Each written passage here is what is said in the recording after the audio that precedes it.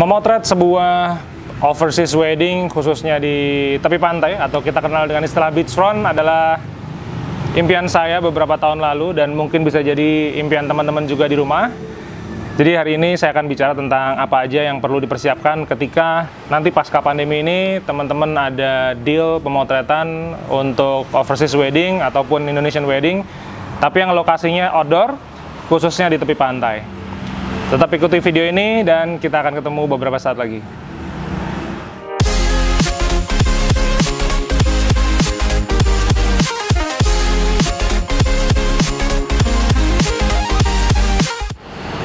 Halo teman-teman fotografer, nama saya Bima. Terima kasih sudah datang ke channel YouTube saya. Dan sekali lagi terima kasih saya ucapkan kepada teman-teman yang sudah gabung di kelas 7 Weeks Photography Mastery. Jadi di video kali ini saya akan lanjutin tutorial dan tips fotografi tentang bagaimana sih memotret sebuah pernikahan yang lokasinya di pinggir pantai.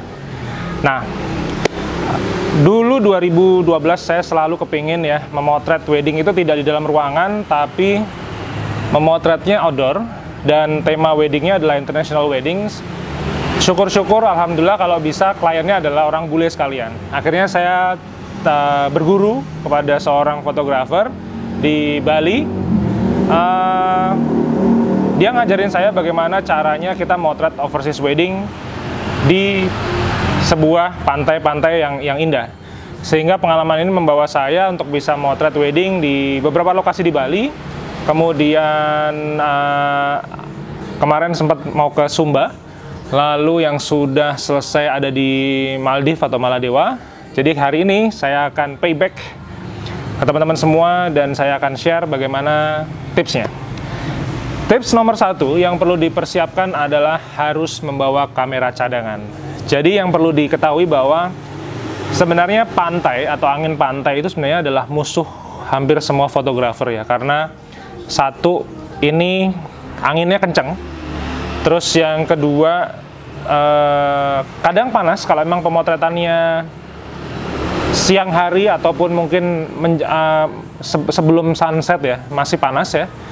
Lalu yang kedua, yang paling esensial adalah angin pantai itu ada unsur garamnya. Nah, garam itulah yang merusak peralatan-peralatan kita sebagai fotografer. Jadi dari ring mount-nya, kemudian lensanya, kemudian mungkin autofokusnya, kemudian body kameranya, apapun itu. Tapi yang namanya angin pantai atau cuaca-cuaca di pantai yang lembab, tropis, kadang-kadang terus panas, dan ada unsur garamnya, ini berbahaya untuk peralatan kita. Jadi tips yang pertama yang bisa saya sarankan kepada teman-teman semua yaitu membawa kamera cadangan.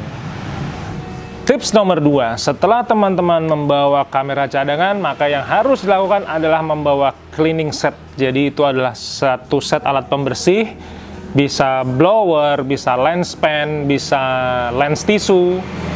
Kalau mentok ya, ini kayak kaos, diusak-usak gitu.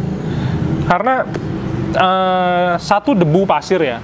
Karena tadi kenapa di tips pertama saya suruh teman-teman untuk bawa kamera cadangan, karena nyopot lensa berkali-kali itu riskan kepada bagian dalamnya. Kalau yang masih pakai DSLR ya mungkin rananya, atau yang pakai mirrorless ya mirror di dalamnya, karena garam pasir itu kadang-kadang partikelnya kecil. Jadi mau nggak mau sebaiknya saya sarankan untuk membawa minimal 2 kamera biar teman-teman nggak usah gonta-ganti lensa. Nah, sekalipun teman-teman sudah bawa 2 body, saya tetap menyarankan teman-teman untuk bawa cleaning set, karena yang sangat saya sarankan adalah begitu teman-teman selesai, mungkin asistennya atau second shooternya sedang backup files, teman-teman harus segera membersihkan kamera itu. Jadi ibarat kita sniper tuh, kita nggak boleh percayakan pembersihan alat kepada orang lain ya. Ya sebenarnya sih nggak apa-apa sih, cuman saya nggak begitu mantep gitu ya. Saya mantep ketika alat saya tuh saya bersihin sendiri, saya cek sendiri, sehingga saya tahu betul bahwa alat tersebut layak dipakai. Cleaning set bisa dibeli di mana aja dan harganya murah-murah, kadang cuma 100.000 udah dapat blower dan tisu misalnya. Tapi itu sangat esensial, dan saya udah pernah ngalamin yang namanya lensa tiba-tiba ada jamurnya, terus bagian dalam tuh ada pasir-pasir pantainya, sehingga jujur kotor sekali. Tips yang ketiga, Ini personal suggestion, boleh disetujui boleh tidak, cuman selama saya motret di tepi pantai, tips nomor 3 ini esensial, yaitu membawa lensa zoom atau tele atau semacamnya. Jadi tadi kenapa ada 2 body? Karena lensa favorit saya sih ketika saya motret overseas wedding di tepi pantai, saya selalu memasangkan 2 jenis lensa. Yang ini khususnya pada waktu blessing ceremony ini nggak pernah diganti. Karena blessing ceremony itu momennya sangat cepat, sehingga terlalu konyol ketika saya harus mengganti-ganti lensa, momennya takutnya hilang. Jadi saya selalu memakai 2 jenis lensa. Yang pertama adalah 70-200. Saya mau pakai Nikon, saya pakai Canon, tetap saya pakai 70-200 f2,8. Itu yang selalu still nggak pernah diganti. Lalu yang kamera kedua saya pasangkan bisa salah satu dari 2 jenis lensa ini, bisa lensa wide atau 14-24 di Nikon ya f2,8, atau kalau di Canon 16-35. Nah, jadi ini adalah lensa wide. Lalu yang kedua bisa jadi sebagai option adalah lensa untuk medium range. Yang saya sangat jatuh cinta adalah lensa dengan rangefinder 24-70, f-nya 2,8. Nah, tadi kenapa saya bilang lensa tele? Karena kita bicara pemotretan outdoor ya, dimana jarak antara kita nih sebagai fotografer dengan couple itu mungkin bisa 15-20an meter. Begitu juga dengan pastor atau selebran, itu juga kita nggak bisa ambil angle-angle yang terlalu dekat karena satu, tidak, etikanya nggak bagus ya, karena mereka pemberkatan nikah. Lalu yang kedua, lensa tele itu portraitnya bagus banget. Jadi ketika dia wedding case atau kemudian memasangkan cincin, itu bagus banget. Nah, jadi lensa tele selain untuk ngejar jauhnya ya, jadi kita biar nggak usah maju mundur, itu adalah manfaat pertama. Dan yang kedua adalah portraitnya, bokehnya itu luar biasa. Baik, kalau tadi teman-teman sudah mendengar cerita saya dan memahami apa sih 3 tips utama ya untuk teman-teman semua yang mau mempersiapkan overseas wedding atau mungkin beach wedding di Bali, di Lombok, di mungkin Labuan Bajo mungkin. Nah, kali ini saya akan kasih tips tambahan gimana sih cara dapetin kliennya. Nah, sebenarnya jujur cara mendapatkan klien itu macam-macam. Ada yang ikut expo, ada yang ikut iklan di majalah, ada yang promo Facebook, Instagram, intinya macam-macam. Nah, cuman saya ini tipikal orang yang kepengen mengedukasi dan memberikan bukan soft selling sih, walaupun hampir tipis-tipis kayak soft selling ya. Cuman saya lebih suka dengan media blogging atau menggunakan WordPress. Jadi teman-teman yang mungkin belum sempat atau baru kali ini datang ke channel YouTube saya bisa lihat video sebelumnya bahwa ada tips bagaimana caranya mendapatkan klien dengan blogging.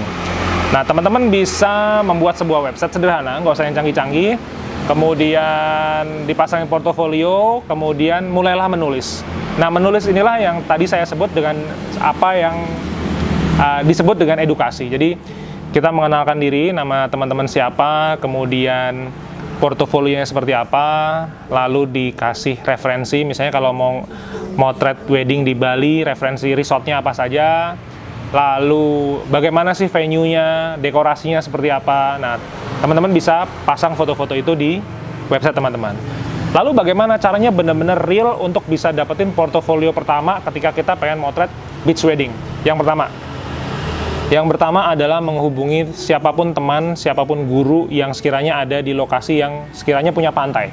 Bisa di Bali, bisa di Lombok, bisa di mungkin Flores, Labuan Bajo. Lalu bilang dengan sopan atau kenalan antar fotografer, saya kepengen belajar dari Anda, boleh nggak saya sesekali ikut memotret. Kemudian kalau sudah, jangan minta bayaran, karena kalau untuk pertama kali cari portofolio sepertinya ya bayaran harus sedikit dilupakan. Lalu yang kedua tadi blogging. Lalu yang ketiga teman-teman bisa mulai menggunakan Facebook atau Instagram Ads. Saya secara pribadi jarang menggunakan Facebook, Instagram Ads karena saya lebih suka dengan media blogging. Media blogging itu prosesnya panjang. tapi kalau dapat klien dealnya mantep. Satu dari sisi experience, dan yang kedua dari sisi salesnya juga menarik. Baik, itu video yang saya buat hari ini. Semoga bermanfaat, semoga menginspirasi teman-teman semua untuk bisa semangat kembali. Pasca pandemi ini kita akan motret wedding lagi.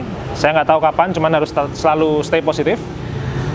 Teman-teman yang kepengen belajar tentang dunia wedding fotografi bisa baca ebook saya, namanya 99 Mimpi Buruk Fotografer Kawinan, atau yang kepengen mempelajari tentang fotografi secara komprehensif, secara lebih general, bisa gabung di kelas 7 Weeks Photography Mastery, karena di situ saya akan banyak bercerita tentang fotografi secara lebih general. Jadi ada weddingnya, ada portrait, ada memotret makanan, kemudian ada memotret untuk Shutterstock, kemudian bagaimana cara editingnya, bagaimana cara menggunakan Lightroom presetnya pun saya kasih semua di situ. Dan yang jelas video di 7 Weeks Photography Mastery jelas lebih lengkap daripada ada yang di YouTube.